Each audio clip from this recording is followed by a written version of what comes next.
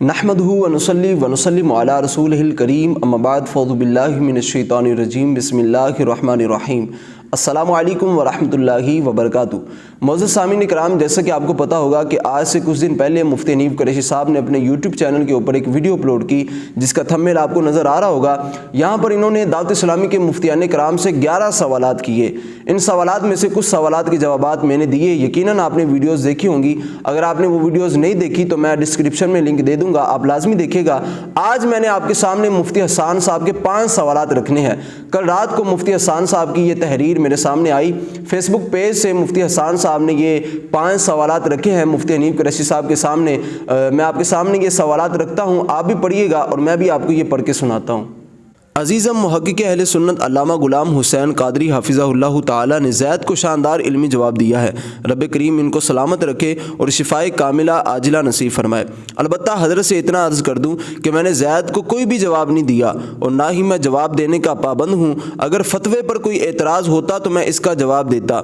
इससे कबल जो 2 तहरीरें मेरी तरफ से आई हैं वो ज़ैद की ख़यानत को ज़ाहिर करने के लिए थीं कि जिन बातों से रुजू हो चुका और ज़ैद ख़ुद इस रुजू को जानता है, इसको दोबारा पेश करना इसकी ज़हनी आवारगी को ज़ाहिर करता है। बाकायदा जवाब देने के लिए तहरीर नहीं लिखी थी। अलबत्ता ज़ैद पर हमारे इल्ज़ामी सवालात ज़रूर कायम हो चुके हैं।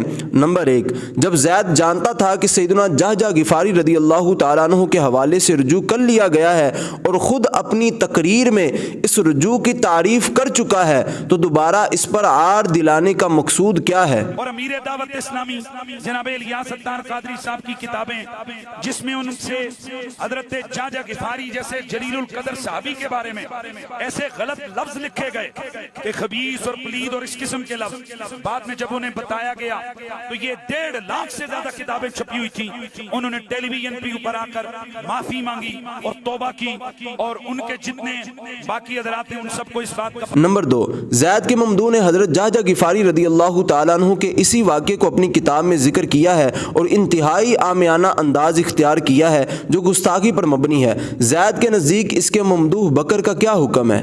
नंबर 3, हज़रत मौला कायनात सैयदना अलीउल मुर्तज़ा रज़ी अल्लाह तआला अन्हु को भाई ना कहने वाले क्लिप से भी रुजू कर लिया गया और खुले और वाज़ेह अल्फाज में किया गया।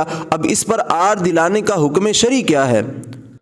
फरमाने मुस्तफ़ा सल्लल्लाहु तआला अलैहि वसल्लम, या अली अंत अखी फिद दुनिया वल आखिरा, ए अली आप दुनिया और आखिरत में मेरे भाई हैं।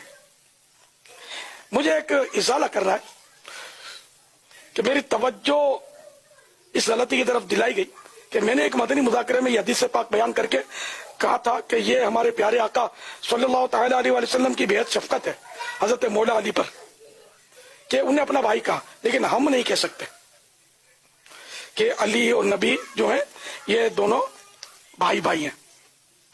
तो यहाँ मुझसे ये बहरहाल गलती जरूर हुई है और मैं इससे रुजू करता हूँ। ये कि बकर हजरत मौला कायनात मौला अली पाक के लिए कहता है कि उन्हें रसूलुल्लाह का भाई नहीं कहना चाहिए। नंबर 4, ज़ैद के ममदू ने भी अपनी किताब में इस हदीस के तहत अमीर अहले सुन्नत की गुफ्तगू की मिसल गुफ्तगू की है और इससे कोई रुजू नहीं किया। ज़ैद के नज़दीक इसका क्या हुक्म है? नंबर 5, खुद ज़ैद कह चुका कि नबी पाक सल्लल्लाहु अलैहि वसल्लम जिसको चाहे अपना भाई कह दें, वो इनकी आजिज़ी है, हमें कहने का इख्तियार नहीं। इसमें ज़ैद ने किसी तरह की कोई तखसीस नहीं की। ज़ैद के लिए क्या हुक्म है? जी तो नाज़रीन, ये 5 सवालात हैं जो मुफ्ती हसन साहब ने मुफ्ती हनीफ कुरैशी साहब के सामने रखे हैं। अब देखना यह है क्या मुफ्ती हनीफ कुरैशी साहब इन सवालात के जवाब दे पाते हैं या नहीं देते।